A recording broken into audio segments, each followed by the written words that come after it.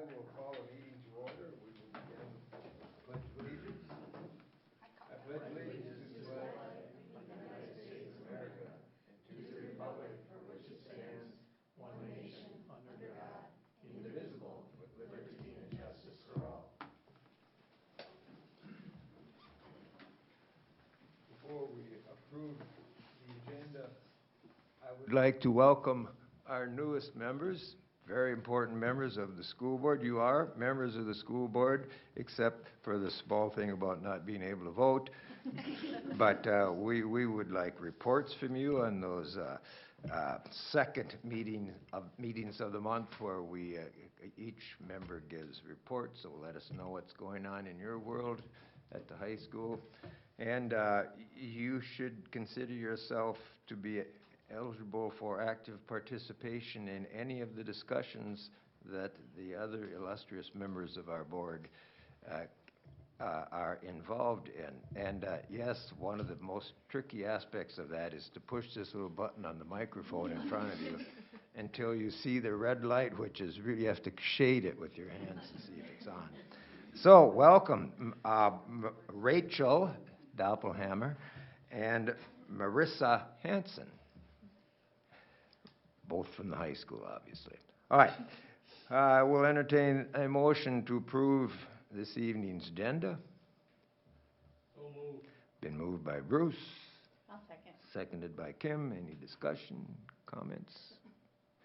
All those in favor? Aye. Opposed? Motion to approve the agenda passes.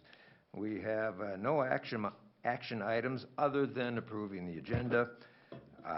It's a study session. The first item is to do with the district goal of maintaining a 12% fund balance, and evidently a huge chunk of that effort is related to the energy conservation progress that we are going to hear about from Mr. Steve Lund. Thank you for visiting with us tonight, Steve. Well, thank you for the opportunity to be here. I always enjoy my annual report. News isn't quite as good this year as it's been in previous years because I'm sure you're well aware of what's happening in the energy business, and it's not been very good. So, but within that, there's still good news. So we'll take a look at that. Each year I give you kind of a background. I know some of you have been around here long enough so that this is going to be like, oh dear, he's going through it again. But with new people, I want to make sure they have the same background. We've been in this business for about 18 years. And we started out with a company called Energy Education. And they were specifically, it was set up by a board member in Texas who said, we're spending too much money on energy, and we want to do something about it. And so he started this company, and we were one of the early subscribers of that back in those days. And I remember we used to hold meetings. There'd be about 200 people there. Now we don't hold meetings anymore. It's just much too large. And now they're into mega churches and colleges and all kinds of things. So, and they basically spent about 4 years training me and giving me the background that I needed to do the job. And it's a employee-based energy conservation. It wasn't focusing on changing out windows, putting in insulation and those kinds of things, although the district has done those things. But the focus of this program is behavioral. We want to change the behavior of the people we work with so that they will, because I can't do it. I'm one person. I'm just there to remind them of what they need to do to save energy. And that is my goal. You can see since we started the program in 2004, and that's basically our base year, or 2003, 2004, we've saved almost $6 million. And you know, Bruce was part of that early on, and that's a pretty substantial amount of money. You can see our savings this year were $514,000. Unfortunately, as the cost of energy goes up, your savings goes up. And that's a hard concept to kind of, I'm spending more, but I'm saving more. How does that work? And I'll get into more of that as we go through it. I've kind of taken a few years that we've been in this business, and you can see our annual cost of energy. Back in our base year, we were spending about $665,000. This past year is $910,000. But yet, our savings are about 36%. Because that is based upon if we were still using what we were using in the base year without any changes, we would be spending $514,000 more than we're spending right now. And you just kind of have to wrap your head around that. We're spending more and saving. But the thing I like to see is we're saving about 36% because what we've been told all the way through is about 30% of our energy use is waste. And so if we can save at least that much and a little bit more, that should be our goal every year. And of course, as our energy costs are going up, it should even be more important to save this money. We have a lot of taxpayers in this district that this is a challenge, meeting those energy bills every month. And we need to do our part to make sure we're setting an example and doing what we can do to conserve energy. If you move on to electricity, now what I've broken it down into our base year and our present year. And I said within this, we've seen about a 10.4% increase over the previous year, which isn't a lot, but we use a lot of electricity. This is our greatest use. But if you look back in 2003, we were using about 6 million kilowatt hours or a little more, and now we're still well under that. So in spite of the fact that during that period of time, we had air conditioning in every building, we are still staying under that mark. So I said there was good news in there, and that's the little tidbit that's there. And demand is very important. We have kept our demand costs down because demand determines what you pay every month. So that peak 15 minutes every month sets your cost. Because the power company has to be prepared to give you that much energy at any time that you ask for it. So they base that on the highest 15, 20 minutes of the month. So it's very important that we are careful not to come into a building, flip the air conditioner on, throw on the lights, and that's kind of a temptation when the custodians come in the morning is to throw all the switches, and that blows it for the month. That will really do it. So, but we've kept that down. You can see what's happened to our costs. It's doubled from our base year. And again, our total cost has gone up, but not nearly what you might expect. And again, last Friday I got notice that we were going to see another increase. And that is the increase in what they call the PCA, which is just a way of passing their increased costs onto us without a rate increase. It's like a fee. And it's not a real big amount of money, but I went back and figured if every month the PCA costs were the same as they are this month, it would still cost us another $80,000. And that's what we're always trying to impress on the staff. It's only a small amount, but when you multiply that small amount times the number of lights, the number of computers, the number of whatever in our district, it becomes a large amount. And I used to hear that a lot. Well, they don't use much. No, we were brought up being told electricity's penny cheap, and it isn't anymore. Yeah, it's not penny cheap. So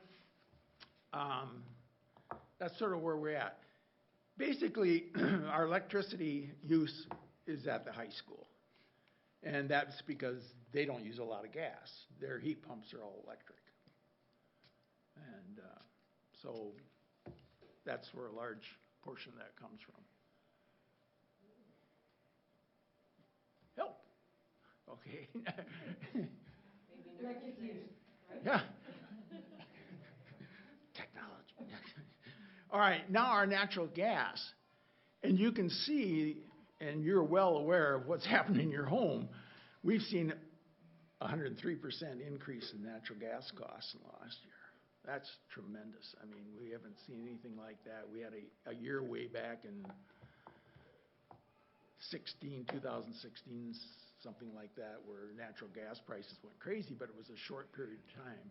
And but again, if you look at comparing the 2003-4 to 21-22, we're still below the number of therms that we were using back in those days. But again, if you look at the cost, it's over doubled. And our total cost, fortunately, we don't use as much gas. And over the years, we've also added more energy efficient boilers, although we still have buildings with the old boilers in them. We've added windows in some buildings. We've added insulation in the roofs, but that's not part of this program. But it all has helped keep our costs down. Water sewer, that's a tough one. It's not a huge cost in our district, but it disturbs me because we've actually surpassed our 2003, 2004 numbers. We had a bad year with water in this district. And I mean, we had a leak at Halverson that went on for about 4 months. Ended up costing us about $5,000.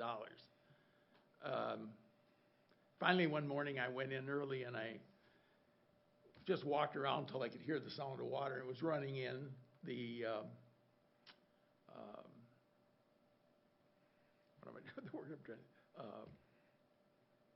crawl space.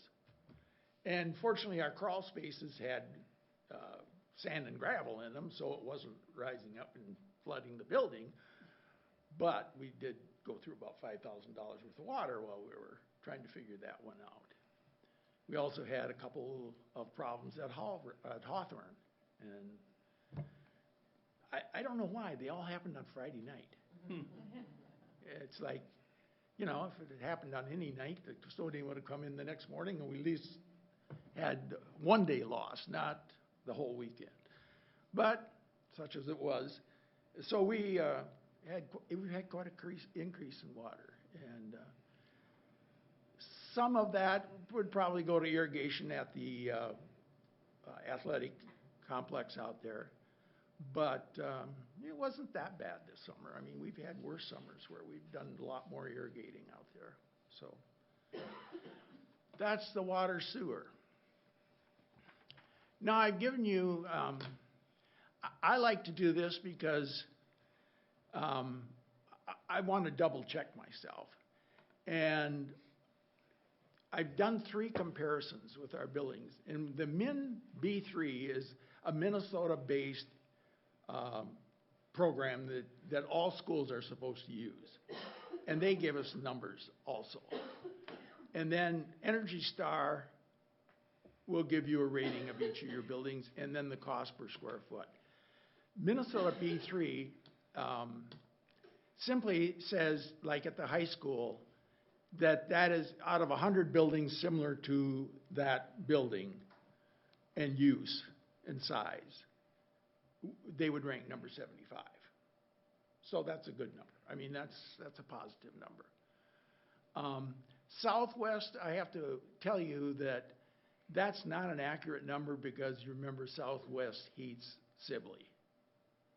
And there's no way to include Sibley's square footage in on, it's just, I've gone through that many times trying to get that straightened around and it won't happen. But you can see all of our buildings do fairly well. Halverson's down. And it's been for the last few years. Tough building. Any reason for that? Well, Yeah, it's our single level building, large footprint. It just, they've had a lot of changeover in the building, you know, and it takes a while to get our custodial staff and everybody kind of rolling with all of the program, and all of those changes over the years have just, it's inexpensive. And of course, this year they had the water leak, so that didn't help it at all. Yeah, it used to be, Bruce would remember Lakeview used to be our problem, you know. They were always the most expensive building. And no, they're down there now, but and Sibley's number is a little inflated because, again, they aren't heating their own building. Energy Star, any number above 75 there would be considered an Energy Star building if we were to apply for the certification. So you can see all of our buildings, and as you recall, back in 2007, we were certified in all of our buildings. We were one of the first districts in the country to be certified in all of our buildings. And there you can see the cost per square foot. You can see what it costs for each building. Again, you know, Halverson is higher than even the high school. You would expect the high school, even though it has geothermal, but they also have a pool, they have a greenhouse, they have an auditorium, they have a lot of things that really are expensive to operate. So it kind of keeps, it verifies what I have seen with the program that we use. So that's why I try to keep track of that.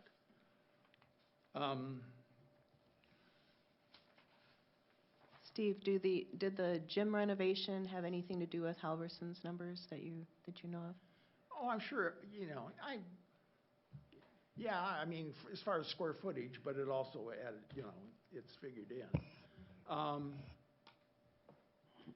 No, probably not. I thought maybe the windows, when they added the windows are a difficult thing. It's makes you much more comfortable in the building. But as far as a payback, it's a long payback. It's a tough one from that respect. And when they added the windows there, I thought, oh, that's going to make a huge difference. Because if you walked up next to those windows in the winter, those huge windows, oh my goodness, they were awful. But you know, it's certainly more comfortable there, and they also have one of the first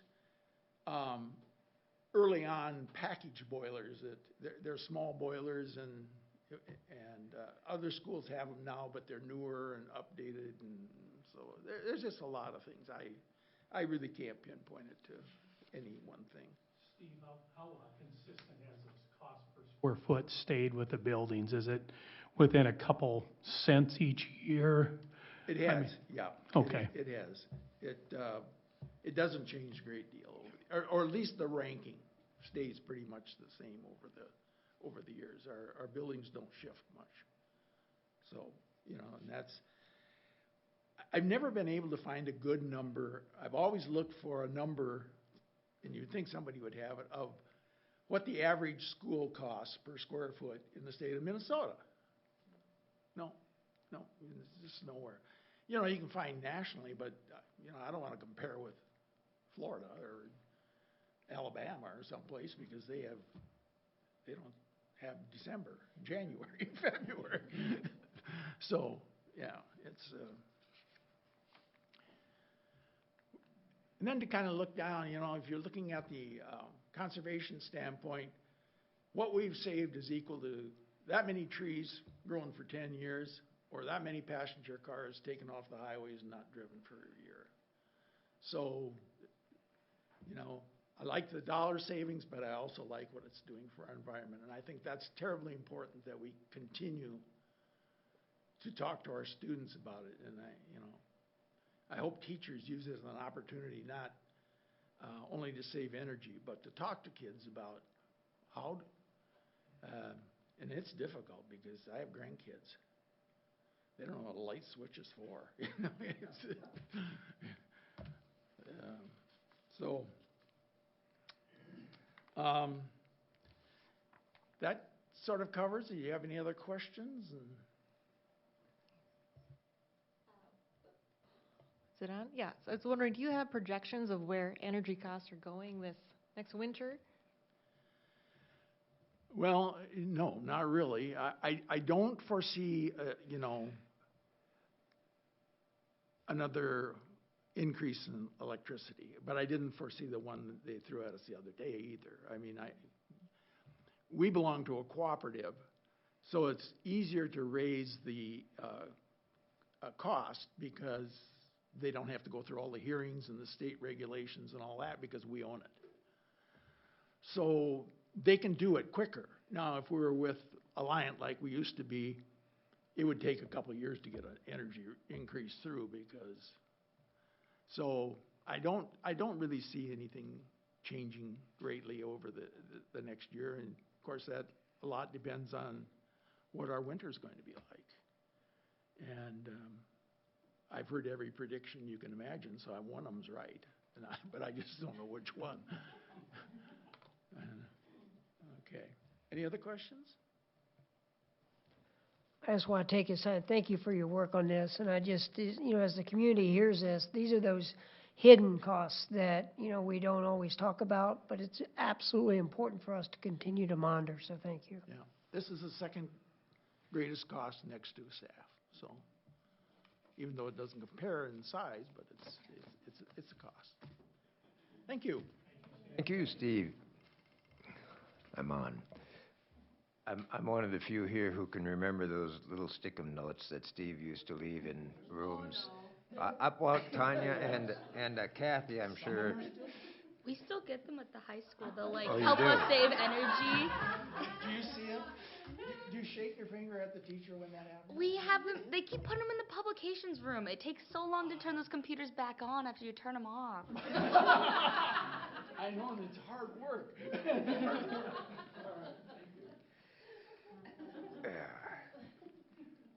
All right, the next item on our agenda has to do with the district goal of ensuring high-quality core instruction, focusing on Tier 1 of multi-tiered systems of support.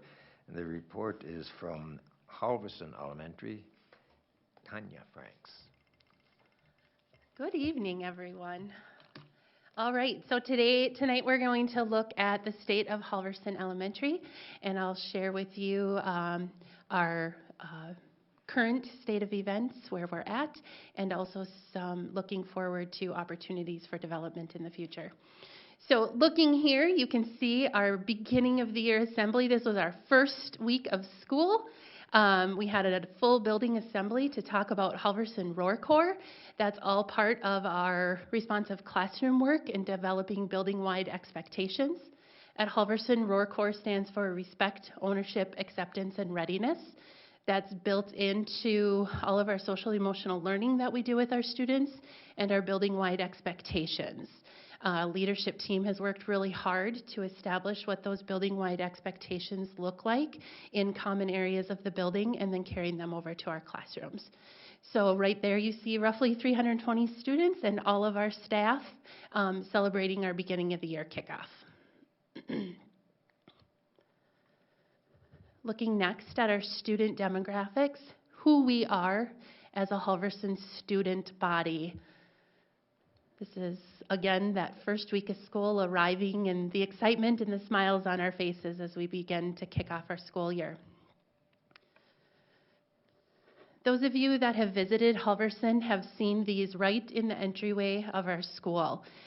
This really speaks to who we are at Halverson. If you look at our Minnesota report card demographics, you'll notice that we are greater than 50% non-white students, which is a huge thing for us to celebrate. And so you see that when you walk in our building. Last year, we were representative of 9 languages: English, Spanish, Russian, Arabic, Nuer, Sudanese, Karen, Chinese, and Laotian. So we were representative of 9 languages, and you can see the flags there from 13 different countries. You don't see that when you look at the Minnesota report card. So it's fun to dig into that and really know who our kids are. So we celebrate that in our building. But then you get the report card. This is what the report card looks like. And those numbers are kind of small to read, but as I shared, when you look down at the one on the left where it says white, we're 49.7% white, and then the remaining 50.3% would be all of those ethnicities that I shared with you. In addition to our racial and ethnic diversity, we also look at our student demographic and how we're represented in our English learners, special ed students, and free and reduced students. English language learners, roughly 17% there, special ed, 17.8%. Halverson holds setting three programs in our developmental cognitive delay. This year we're at about 20 students in those programs.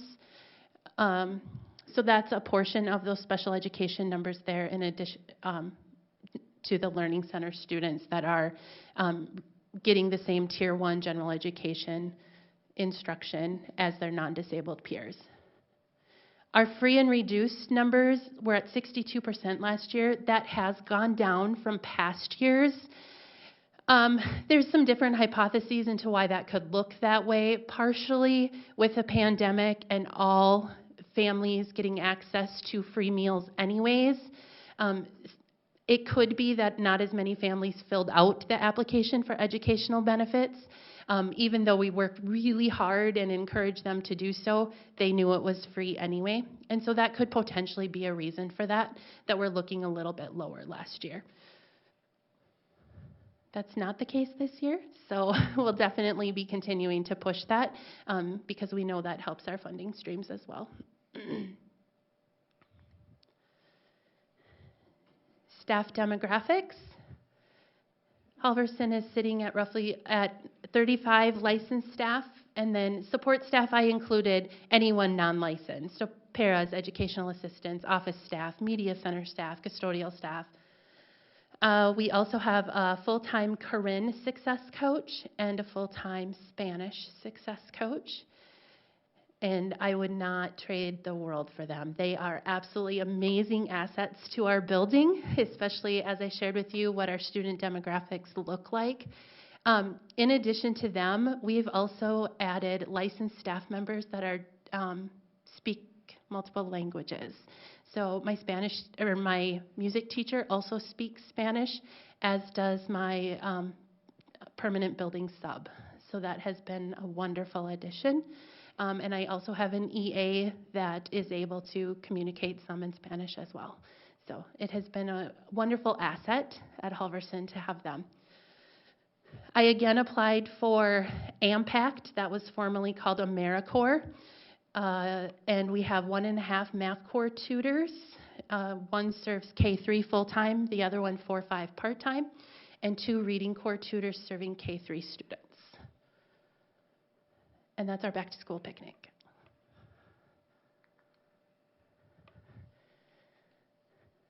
This is who we are as a staff. And I added these in because at the beginning of the year, we did a fun activity called a collective resume. And we broke up into our professional learning community collaborative teams. And within each of those teams, we looked at how many years of experience do we have. So when I sat, my team is my instructional coach and my resource specialist and myself. So when we sat and looked at that, there's a glare, but what's that top one say, Jill, the top left? So between my instructional coach, myself, and my resource specialist, we have 73 years of experience. So you look through that, and we looked at what are our experiences in grade levels taught. We looked at what degrees do we have, what different subjects have we taught in, and then what are our strengths. And we have these displayed in our conference room where we have our collaborative team meetings every week. And it's awesome to look up and see who we are and what the strengths and resources we have within our building.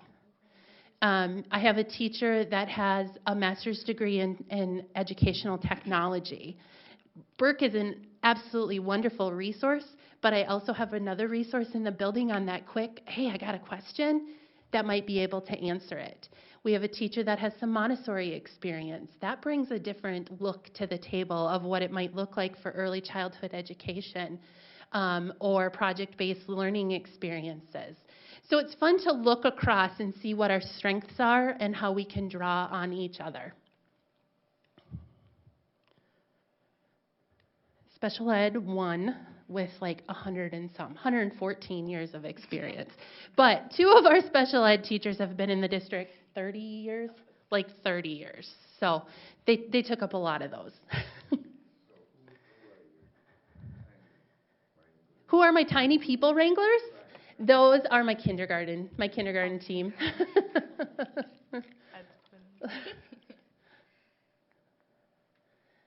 All right, so now looking at the nitty-gritty of some of our data. This is our student proficiency in MCA. Ashley, will you click on that link? Thank you. Can you make it bigger for my... Yeah. Okay, so what you're looking at on this first tab is our cohort data for Halverson. So looking at it from a cohort standpoint, not by grade level. So the first one is our data from last year. The first section there is, on the left, is reading. So you can see our student proficiency in reading. Scroll down, Ashley. That's 4th grade. In 3rd grade, they were 33. In 4th grade, 22. Scroll down. And then our 5th grade cohort, we of course did not have data from the COVID year, but then look at that growth from 35.9 to 74%.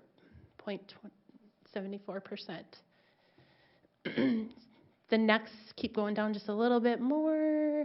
That one's looking at MCA reading as a building. So looking at that one, our building-wide 44%. Above pre-pandemic levels. It's exciting to see that despite the pandemic, we've continued to grow. So definitely a celebration in our MCA reading data. Scroll over a little bit, Ashley, to math. This is looking at math cohort.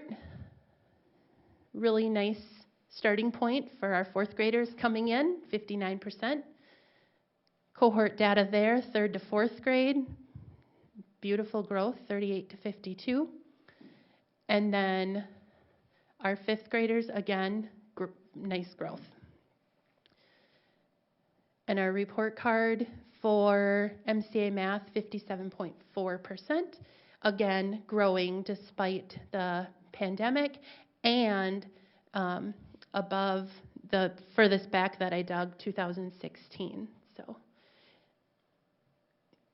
is now the next tab. Yep. This one, same data. It just looks at it by grade, not by cohort. So 3rd graders in this year versus this year versus this year. So same information there, just by grade. I think it's fun to look at that 5th grade reading and the growth over time. And then scroll over to the math, Ashley.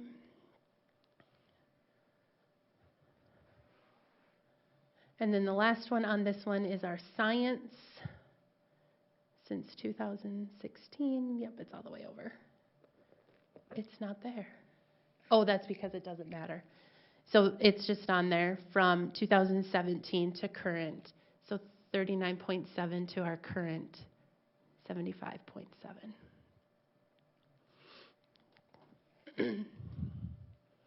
Next is me. That's me, not you. Sorry, Ashley. Back to the slideshow. There you go.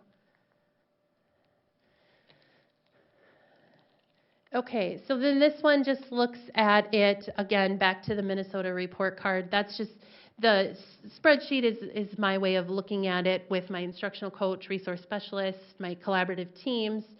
This is what actually comes out from the state of Minnesota. So the first one you're looking at on the left is how does Halverson stack up against the state and against Albert Lee Public School, so us as a district. Just slightly below state, but above district-wide. The one on the right is looking at reading academic progress, again, comparing it state, district, and building. You want your dark blue to increase, showing that your academic level improved. So pleased with that as well. Same graphs, but looking at math achievement, how we stack up against the state and the district.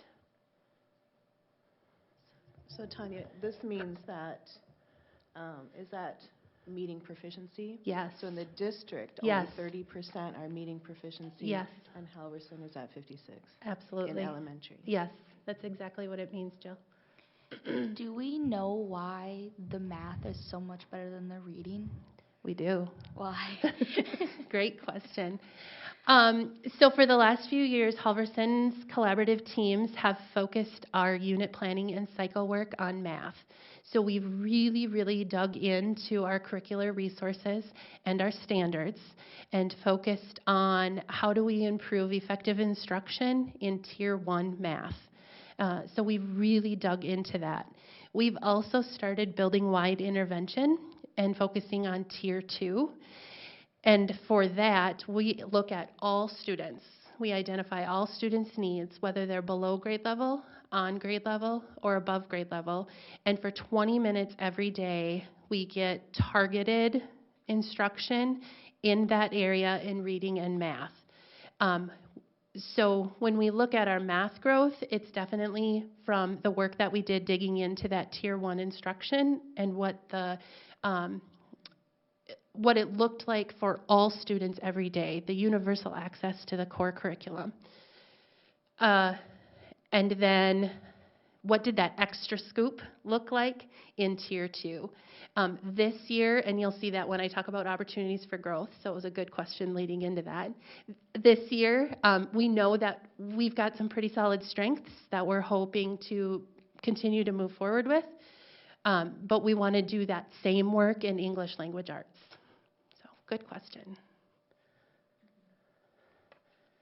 Science, huge celebration. I would do cartwheels if I could. 75.7% proficiency in science, so super exciting on that. So I did fireworks instead of cartwheels.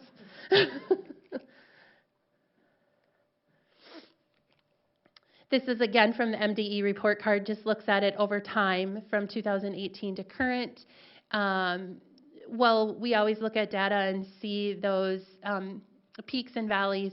It's nice to see that we've got a nice growth there and hoping to see that continue over time.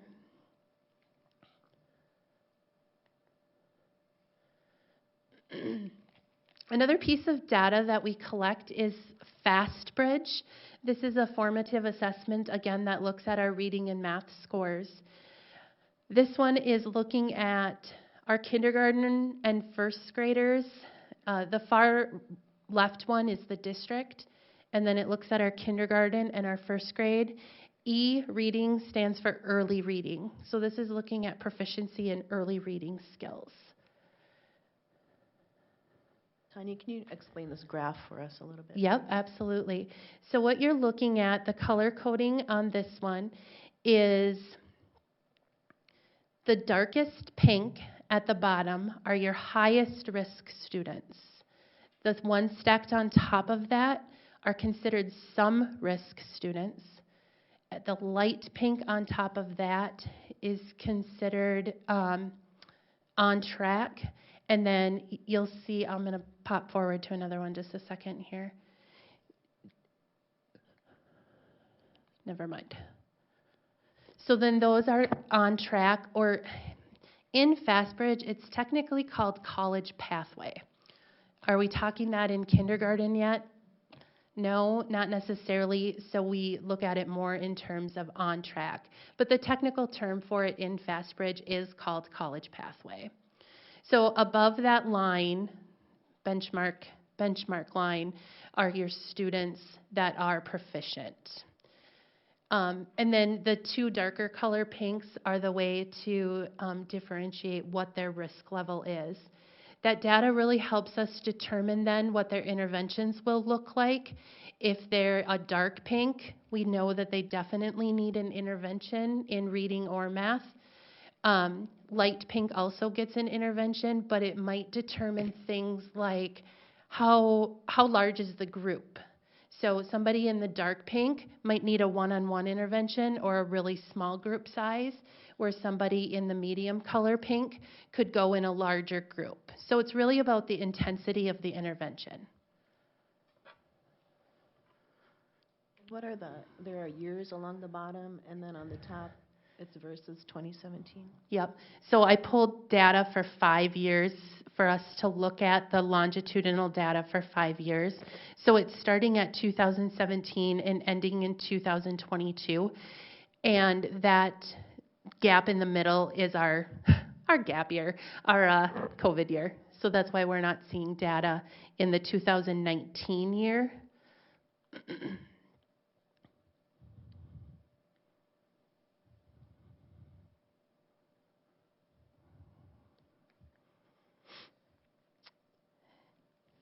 This is still looking at FAST, but this is 2nd through 5th grade. FAST divides it out by early learning skills. So K1 take the E reading test. 2nd through 5th grade takes the A reading test. So on this one, the pink, again, same as we were looking at before, same descriptors. The colored one on the other side looks at it a little bit different in terms of national percentile rank. So when you're looking at the color coding there, that line across the middle is 50th percentile. But you'll notice there's green students above that line and below that line. That's because at 40th percentile, they're not considered high risk.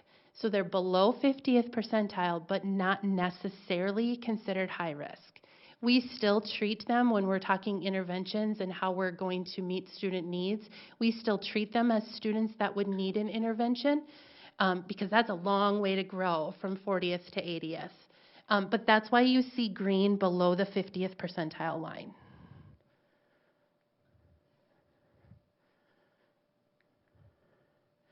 And then these same graphs looking at math. So this is early math, kindergarten and 1st grade. Our kindergartners did a fantastic job last year. They focused on that for their professional growth goal and their individual growth plans as well, their IGPs. That's all part of the ATPPS program. So they did a really nice job with that work this past year, our kindergarten team.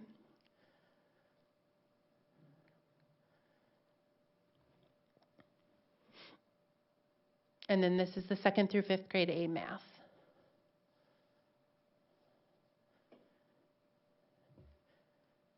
It has been nice to see the growth from 2017 to currently for our math students again. And that lines up really nicely with our MCA data as well.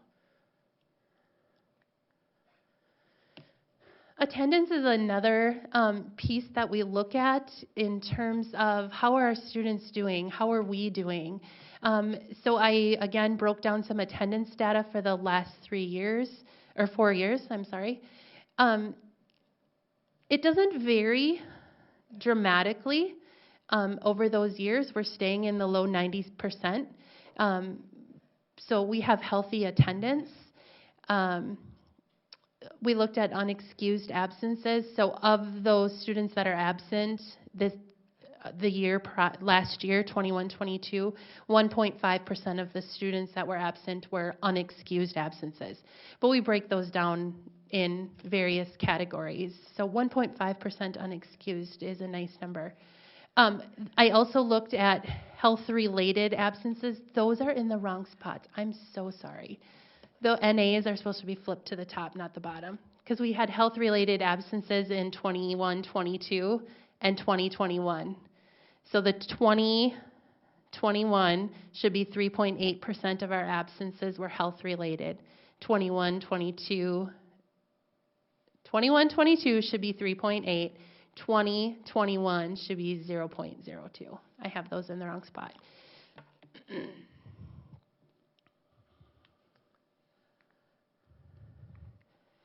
SABRES is our social, academic, emotional, behavioral rating scales.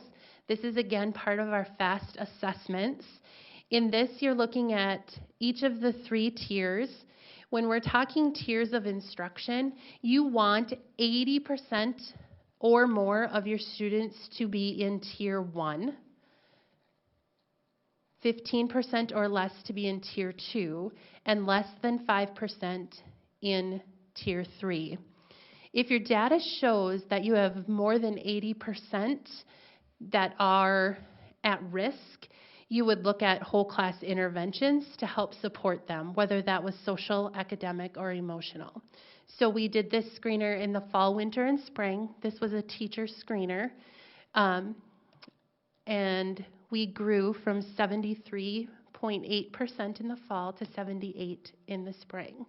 And our tier 3 decreased. So that's what you want to see. You want to see your tier 1 increase and your tier 3 decrease.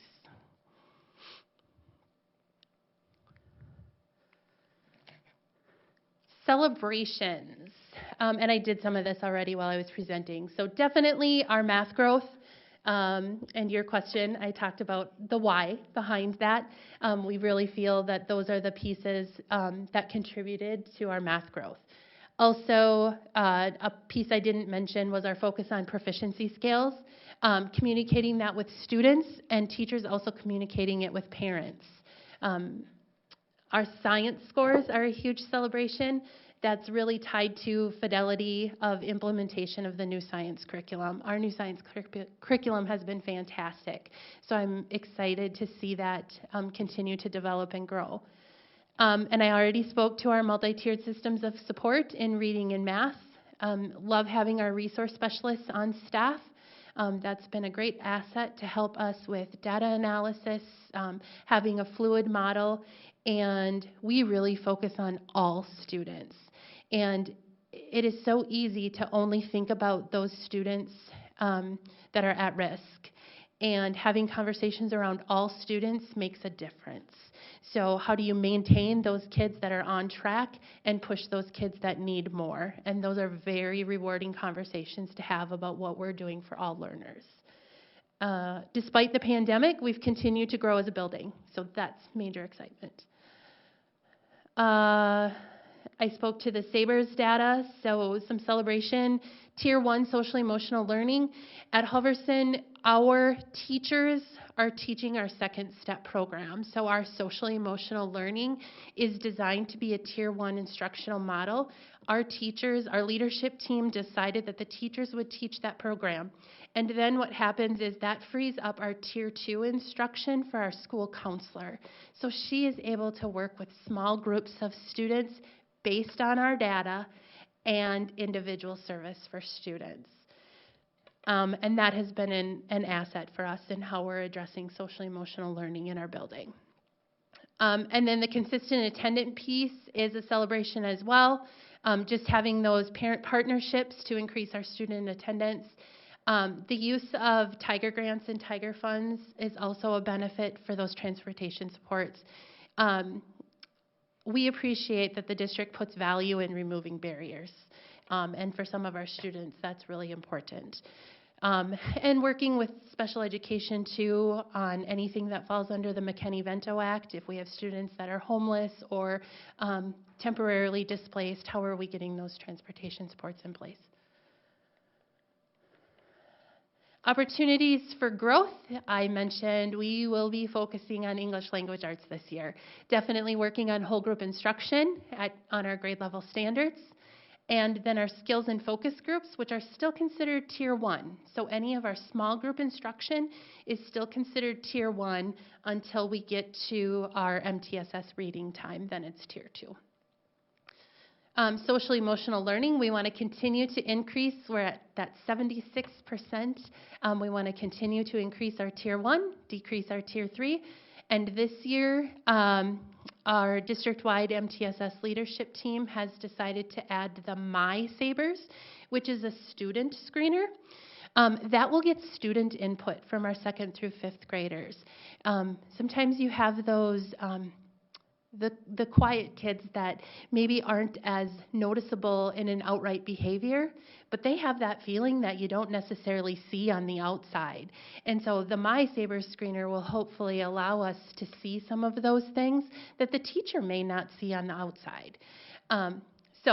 Excited to see what that data looks like and what supports we can put in place for our students. Our staff development focus this year with high reliability schools is effective instruction in every classroom, and Halverson is really focusing on direct instruction lessons.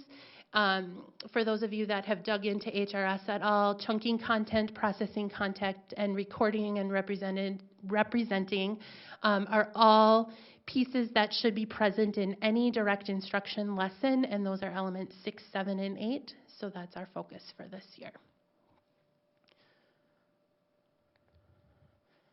What questions do you have for me that you didn't ask during the slides?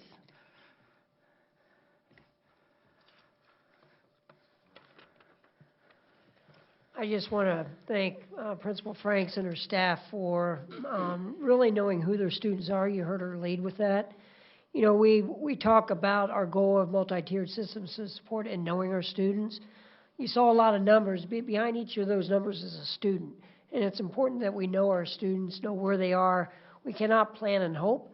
That's why the FAST Bridge, and it's essential that they put work into doing the screener, the diagnostic, and providing each student with what they need for support and extension. So I applaud you in the growth and the focus on the growth as the students continue to grow at Halverson. So thank you. Thank you.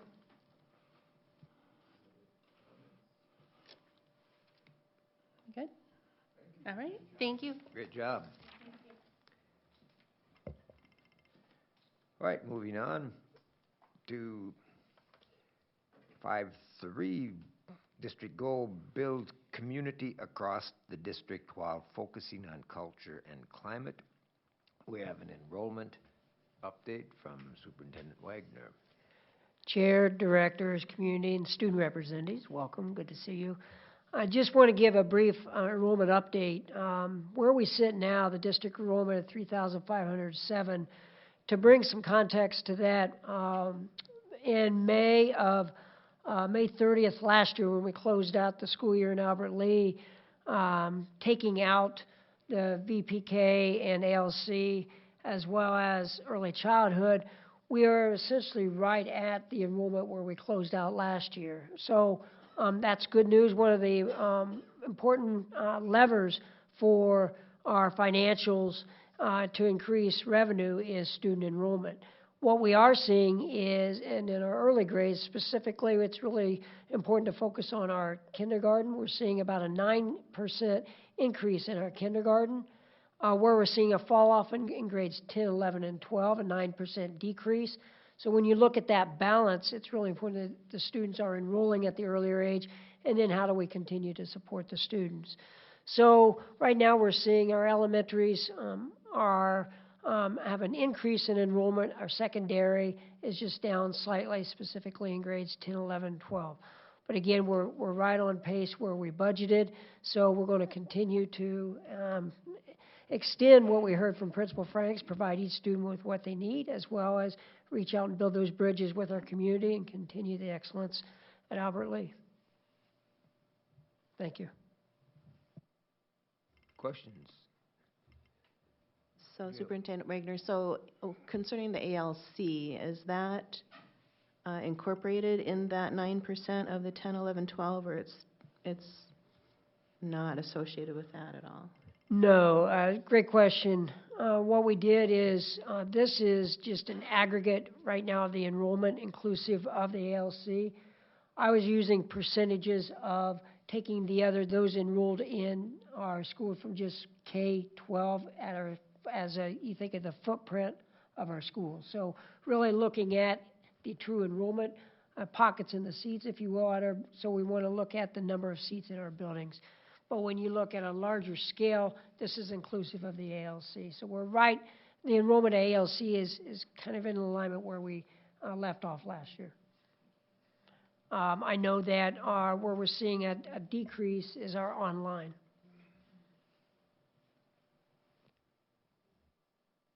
So that's a decrease in the online, 51 students? Yes, that's a decrease. That's, still seems to be a rather substantial number. Are they full-time online? Yes. Okay. I wasn't aware of that. And I can provide in a board update, what those numbers look like over the past couple of years. Okay, and then didn't we hear a report from Jennifer that we had 12 less students in the financial accounting, and you're saying that we have essentially the same number, so that would be a positive, I would. Yes, and what we're seeing is, we get a weekly report, and it has, you've seen a slight decline.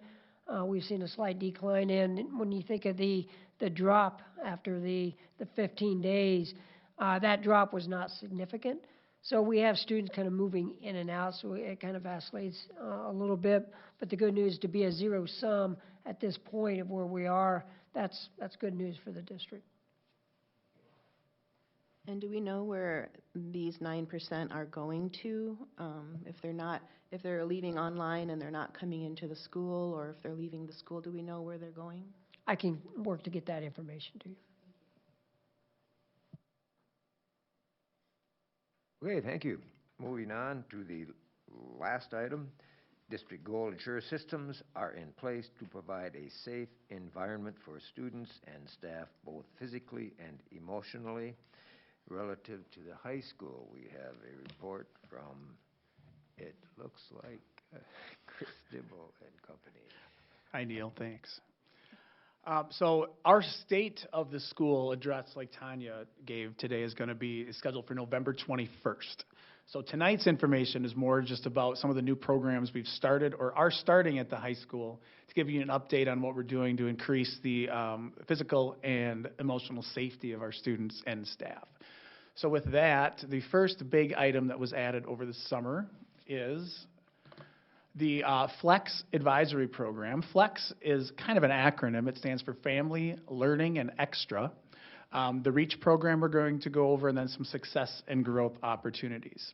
So the FLEX advisory program was added as a 20-minute per day session with an optional FlexX schedule for assemblies. It gives us 30 minutes of time where we can get some things done. We did the homecoming pep fest, we did the coronation, and last Friday we did our evacuation drill as part of that FlexX schedule. So we're not borrowing from certain classes. All classes give up a few minutes to focus on our student safety. The first 3 weeks of school were really focused on school expectations and culture. That curriculum was written by the deans and the principals. And then our two staff curriculum writers took over for the remainder of the year. That's Jess Hatland, and I brought Jen Henschel with me to go over what's really happening in the FLEX advisory program. Thank you. So Jess and I are meeting every week. You got to use the microphone. Sorry. Jess and I are meeting every week so that we can get some slides together so that all the staff is basically doing the same thing with the same goals that we have. Ashley, could you do the first one?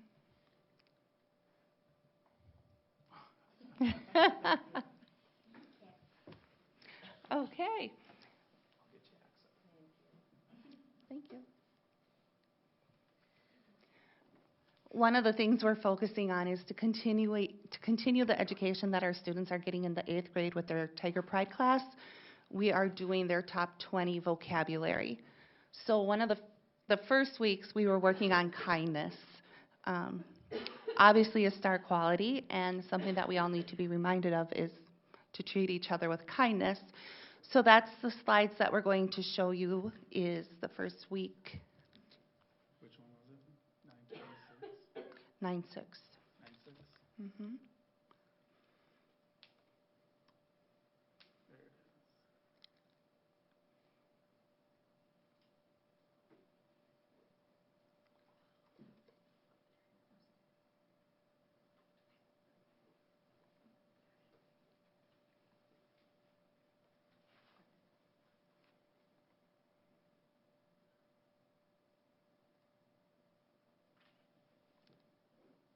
Okay, well, so what we did is we've broken down each day into kind of, we just have a format for it. So Monday is always our check-in. It's our family time for the FLEX acronym, and it's basically what happened this weekend, what were some positives, what were some highs, what were some lows.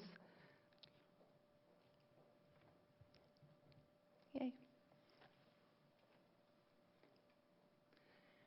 So we were missing Monday. This is the day after Labor Day.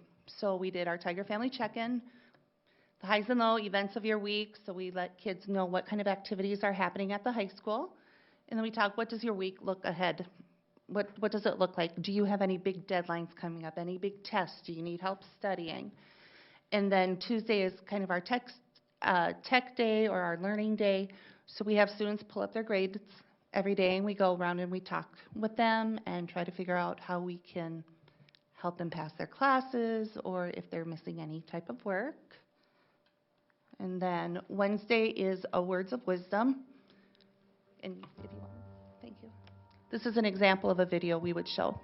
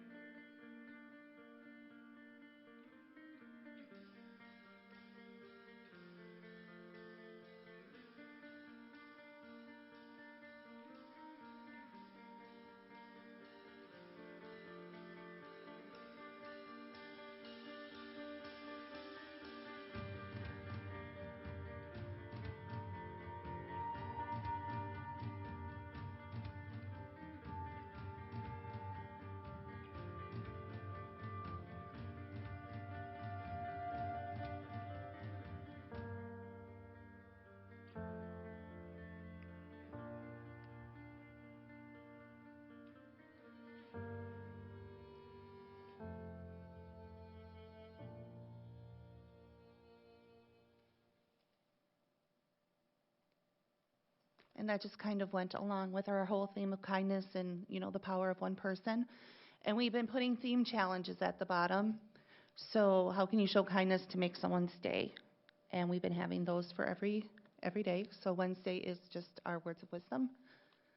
Thursday is a game day, just to spend time with each other, to get to know each other. The main idea of Flex was that every child would have a place where they felt safe in the high school, where they had a caring adult that they felt that they could go to advocate for them. And so we're just trying to create that community of family there. So we get to know each other on Thursdays and play games. We also do some other things on there, and you can see we did the theme challenge, How Were You Kind Yesterday? So we could talk about that. We shared homecoming info for the next week, and then talked about what was a Pep Fest and how do you act like at a Pep Fest, because we hadn't had one for so long. And we did a door decorating contest, which I think most of the Flexes participated in, and it was a lot of fun. And then play Pictionary or some other game of the Flex teacher's choice. And then I think Friday was the Pep Fest. Normally what we do on Fridays is we do a check out. What are you doing this weekend? How did the week go? So we kind of weekend on Friday. And that is how we've been planning the flex period.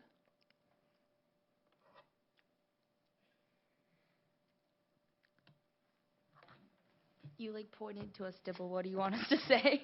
Well, we kind of gave you our point of view. How's it look from a student's point of view? This is brand new. Our last advisory program at the high school was, Jeff? I believe it was 15, 16. So it's been a long time. And that kind of it kind of got a sour taste due to some of the curriculum. So this curriculum is not focused on a set curriculum. I believe it was, Jeff? Ramp Up to Readiness, which was a prepackaged curriculum that did not go well. So we're not looking to push that. We're looking to build relationships with our students. So how's it going? Is it like working? Okay. It's hard to tell when it's your own voice. I feel like it's a very mixed bag of reactions. I think it definitely has to do with how your flex teacher does it. It also probably has to do with grade level and honestly who's in your flex. My flex is, I mean, we go there, we do what we're supposed to do, and then we kind of just chill and do what we need to do. But I feel like there's been a lot of kickback from the seniors because of the fact that we were told we're not supposed to do homework in it because it's our time to like relax, but we're like, you're giving us a 20-minute time period, why can't I do my calculus homework right now? And when we on the first day they pitch it to us like, this is your time where you can get things done, and then they're like, scratch that, no, not that, you're gonna sit here and we're gonna watch this video. And I'm like, but I need to go talk to this teacher, and so it's, I don't know, I feel like it's very it's something new that we're like, we don't know how we feel about it. Yeah, I think I kind of felt like that too, at the beginning, because it was new and advisory isn't something that we normally did at the high school. It was something that we did at the middle school. So I think everyone was kind of like, oh, this is going to be different. This is going to be a little bit weird.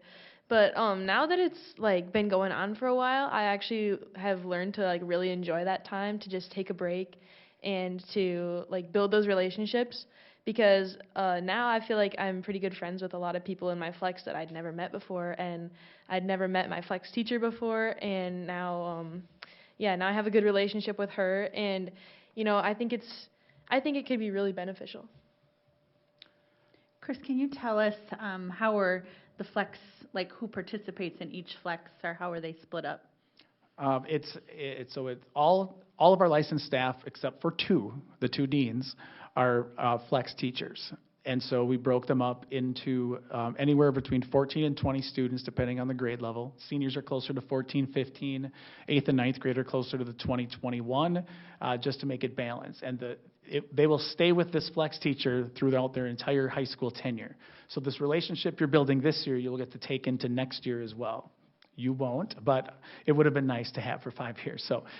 So how they were broken up is we based it on, we had a split down. We tried to get demographics mixed up, gender mixed up. We tried to find out. We had some teachers, like Ms. Henschel here, who builds fantastic relationships with some of our 8th grade students. We wanted to make sure she was paired with a person that she already had a relationship built with that we knew struggled. And so Mr. Gaston and I sat down and we went through, and kind of did almost like a football draft, if you're going to do fantasy football, and figure out where kids are probably going to be most successful. And it was a big process to make sure that we were trying to pair up people which we thought they'd be successful with. The comments that you make are exactly what we were expecting. As any new program is started, we anticipate some strengths, some weaknesses, or some areas for growth, not necessarily weakness. But so these comments are exactly what we expect to hear. Because to tell you the truth, when we first started it, we weren't sure, is it going to be a study hall or is there going to be more to do?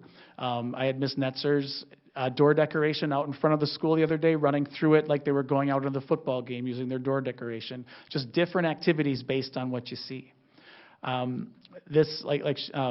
Jen was talking about the door decorating contest. This is something we wouldn't have had a chance to do.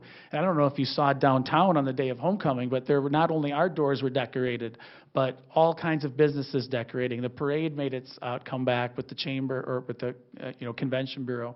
I think this was a good setup for us to share a lot more community connection this year for homecoming, and we hope to continue this as we move forward with this program as the basis.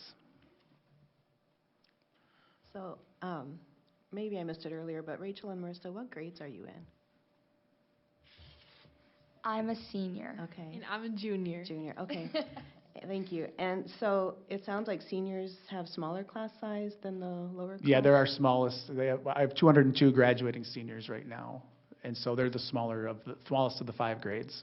Yeah, we have like barely any people in my Yeah. So what's happened is we took the staff, we divided them up evenly, because what's going to happen is they're going to cycle through. So next year, these same senior advisor flex teachers are going to get 230 some coming, or 248, I believe, from the 8th grade coming into the 8th grade. So we have to kind of keep the numbers the same. There is one grade, I think the 10th grade is our biggest, and so that one does have one additional flex teacher. So a large cohort then would have larger class sizes all the way through the Yes. career? Yep. Because from what I've heard, most of the fighting, et cetera, comes from the lower classes. Is this right? Okay, so I'm wondering, wouldn't, I don't know. To me, I understand what you're saying for consistency, but in the reality of building, I think attempting what you want to do, wouldn't it make sense to have smaller classes in the lower classes? I can see what you're saying, but what I'm going to come back with is that it's a maturity level is what's really causing that. And I'm going to push back a little bit on all the fights. We've had a very small number than what's being reported publicly. I would take social media with a grain of salt and say that it's not as bad as social media makes it sound. Yes, our 8th graders are our highest number. That's why we have a dean specific to 8th and 12th to help build those relationships. And another program we're going to go into in just a second to help with some of those issues as well. I do have, sorry again. I do have a 9th grade flex, and I'm at 18 students in there, and I think I had 2 students who even really had ever talked to each other before, and it's amazing that these people from totally different friend groups, they're finally coming together. It's not going to happen overnight. We've been in school since August, September to form those relationships. It does take a little bit of time, but it's starting, and it is wonderful to see. One more question. Tell us again the number of students, the lowest number in a flex group or the highest? 14 to 15 to 20, 21. Okay, thanks. Yeah, I just want to reinforce and thank you. It's feedback is absolutely important, and I would expect Principal Dibble and his team to continually to utilize youth voice. How do we continue to get the qualitative data to then formally assess where we are, and then how do we continue to enhance the opportunities for our students? So your experience, Marissa, may be different than others. So how do we then build upon those experiences, incorporate your voice to build then out better for tomorrow?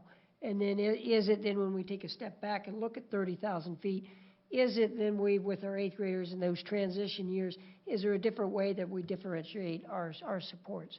So that's great feedback, and that's what I would expect in any new program. Dibble, are we still, sorry. That's okay. Are we still running Tiger Pride? Is that still a Tiger thing? Pride at the 8th grade level is still happening. Oh, okay, Yes. I was just wondering. Yep. So the Tiger Pride that she's talking about is a top 20 based class where 8th graders all work through a process in learning a little more about, being nice to each other and kindness and building some of those skills. The other thing to talk about with 8th grade is that this is the last class that did not have a middle school experience, if you think about COVID. These 6th and 7th graders during COVID are now 8th and 9th graders, and they are by far the ones that are struggling the most with kindness and getting along in a society.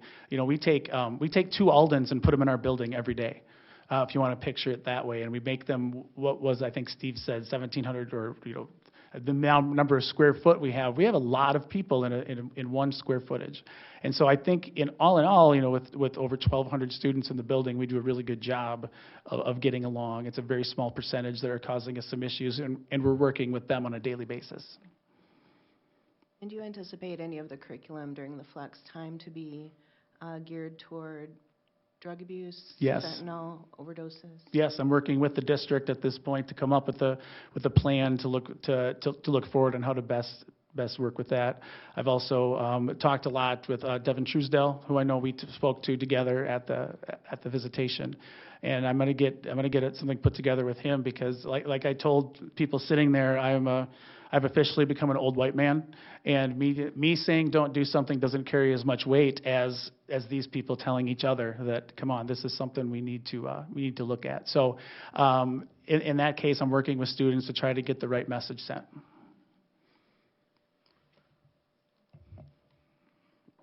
Chris, what kind of programs do you have to assist staff in adjusting to this arrangement? Excellent point, Mr. Score. We started with our trauma-informed training. We brought in a consulting group to talk about trauma-informed training, and a lot of what they talked about was how to build relationships in a good way. And you know, with a staff of 85 licensed staff, we have people that are better than others at building those relationships. So part of our professional development, we work together to give some of the strategies of how to connect with students at a level that may not be academic, but social and emotional instead. So believe it or not, I'll finish this and then go to there. Flex does not reach all of our students, believe it or not. We have a percentage of 30 to 40 who actively skip this and do not want to participate. So we have looked at adding this program as well. It's called the REACH program, standing for Relationships, Education, Accountability, Character, and Hard Work. It has been successfully implemented at a few districts around. Hutchinson started this program a few years ago. It was picked up by Stewartville. Owatonna is now running it at their middle school and high school, and New Richland's been running it for a few years. And we are trying to get this ready to roll by the start of second quarter. So 2.5 weeks from now, we're looking to implement this program to catch some of the people who Flex hasn't caught. In doing this, we want to focus on those students who need those supports. We have already been to New Richland. We are heading to Owatonna. We, not being me, but we being the staff that are planning this, are heading to Owatonna tomorrow to see their program. And October 14th, they're heading up to Hutchinson. Right now, it's planned for at least 2 teachers and a social worker to be involved with this program, making sure that we connect with some of our students who really need that extra support. And we see that the need for that extra support by the way they are either not in classes, the way they treat each other in the hallways, or people that we know come from trauma backgrounds.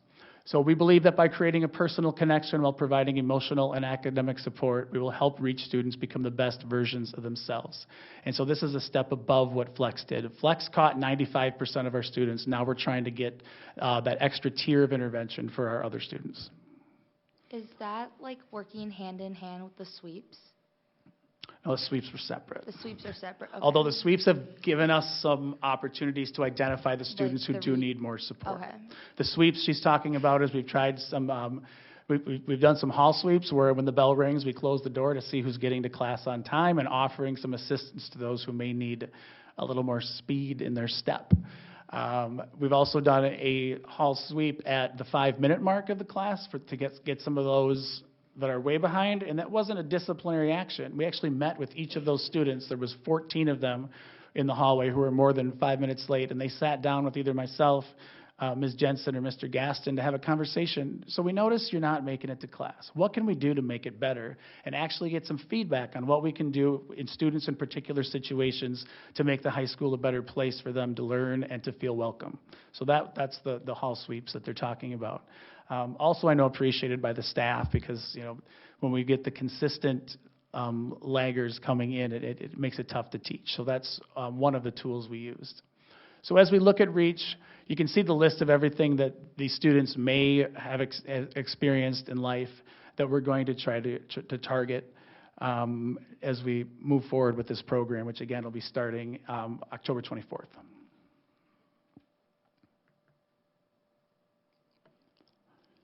Anything on REACH?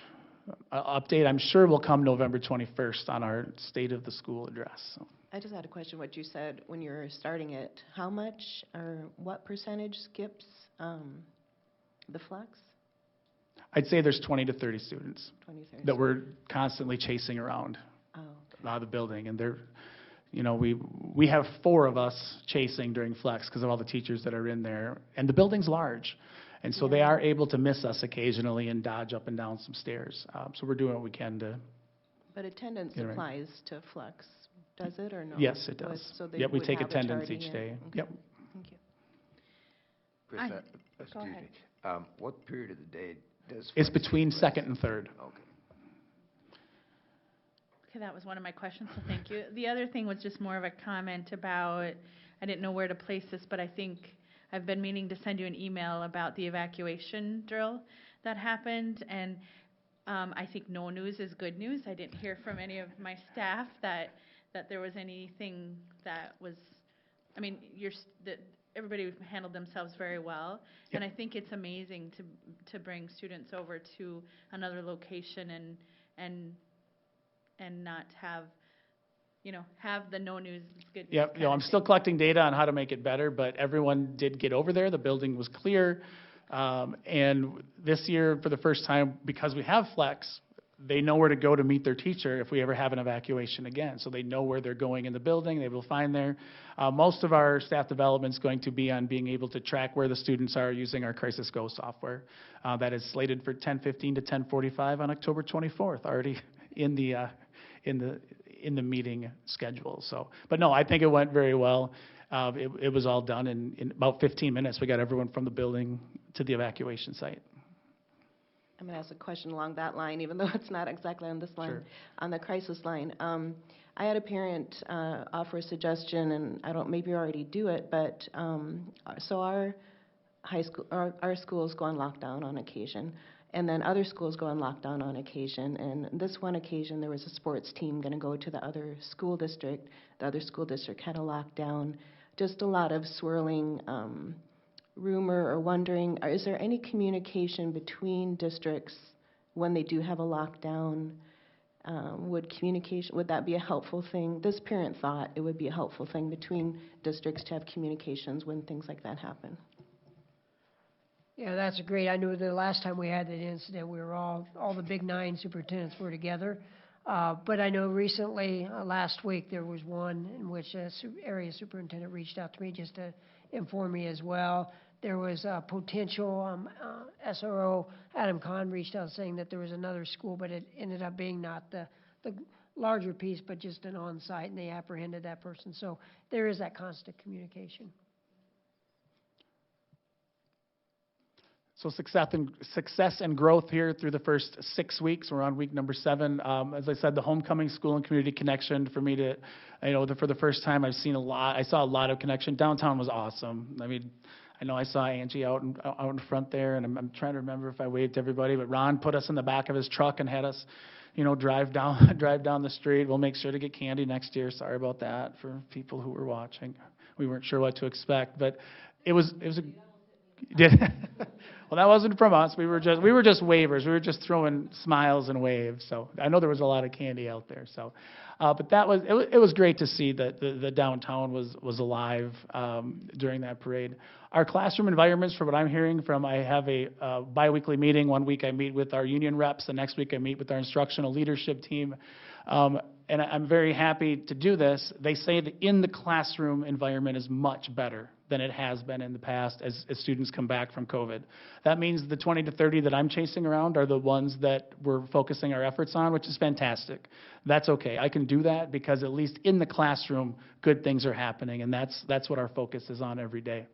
And then we have, we're waiting on one more license from Pelsby, and after that, we are fully staffed, licensed, and ready to go. So that is a success at this point. I don't know, there was I think an article that Alex wrote the other day about Glenville's hiring trouble, And so as we look around and see that we are filling our positions, that is a success to celebrate, that we're doing a good job recruiting good talent. And even our I have 2 people on staff right now who are Tier 1 licensed, which means they're, community experts. They have a 4-year degree, but not necessarily teaching, and are doing a great job in our classrooms as those licenses came through. Our areas for growth is to find more paths to success for those struggling students. Another one is I want to start meeting with families to reduce our suspension rate.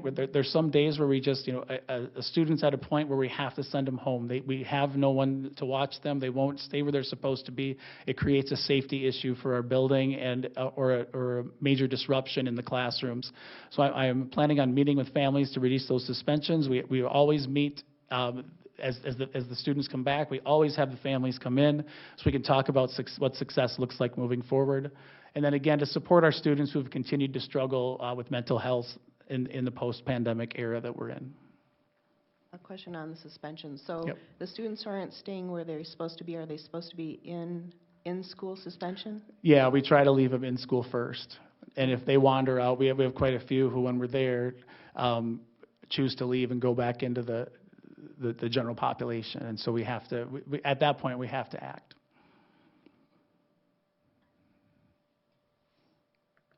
And that's a blank slide for you guys. Do you see any opportunities in years past? Community members came in and spent lunch with the kids and things like that. That hasn't been happening, I don't think, for years, has it? I know that we already have one group going to Southwest. I met with a gentleman today from one of our local organizations who, as soon as he hires someone, is going to get them into our lunches as well. They're having hiring issues as well. And so it seems to be a trend in not just in schools or work sites, but everywhere. So, so are you open then to community member volunteers helping in the high school in different ways, or how would one go about that? Yep, I think we have. I mean, since the COVID restrictions have lifted, I believe we'd be open to that again. I was not here pre-COVID at the high school. I know we did have people coming in at Southwest, but yeah, I'd be willing to have that discussion with Ron on the board as soon as there's volunteers. Yeah, just one final comment. As you think about the students that, and I'll use that Principal Frank's, the multi-tiered system support around the engagement, there's the 80%, the 15, the 5. So how do we support the students in that 15-5 and really reduce that out of school time? So really that focusing on that alternative instruction room and really giving them those intense supports to keep them in school, to provide that level of engagement to get them back in and re-engaged. And oftentimes that takes a lot of work to really work individually with each student, each family and caregiver to develop a plan for each student. So that's kind of what that extension of the Flex, when you really look at the REACH program, to really reach out to the students and provide that individual support for each student, so they're not walking around the class, so they are engaged in their learning. So thank you. I'm going to bring this up again. I know we've had this conversation before. Bathrooms, and maybe you gals might want to add some things too. So I'm still hearing reports that students avoid going to the bathrooms because of the environment in there. Is there anything that we can do to increase the safety of our students in the Well, I can tell you today, I set my desk in front of, I don't know if you guys saw me up there, upper locker bay today. I set a desk up all through lunches, and I worked in the upper locker bay right by the bathrooms, just because we know where there's some congestion. I know that if a student would come to us with that, we could do more about it. We have not heard those same stories as we talk to students, but you guys can go ahead and fill us in. I can't avoid the bathrooms because they're all locked. Everyone, They're all they were all open as of this morning. Oh, well, I had the historical museum project today. Okay. So what she's talking about locking, we did install locks on all of them. So if we get hot spots that aren't safe, we do lock them, so we can We don't have, then we don't have a supervision problem where there's a set of bathrooms that don't have an adult close. If there's not an adult present, we can lock those up, and they have to go to ones where there are adults there. That's one of the safety precautions we added this year, and it happened over a weekend. They were able to add safety locks, so you can't get locked in them. There's a deadbolt on the inside where you can't lock it from the inside, but you can unlock it to get out. And so we have started doing some things to make it a safer environment.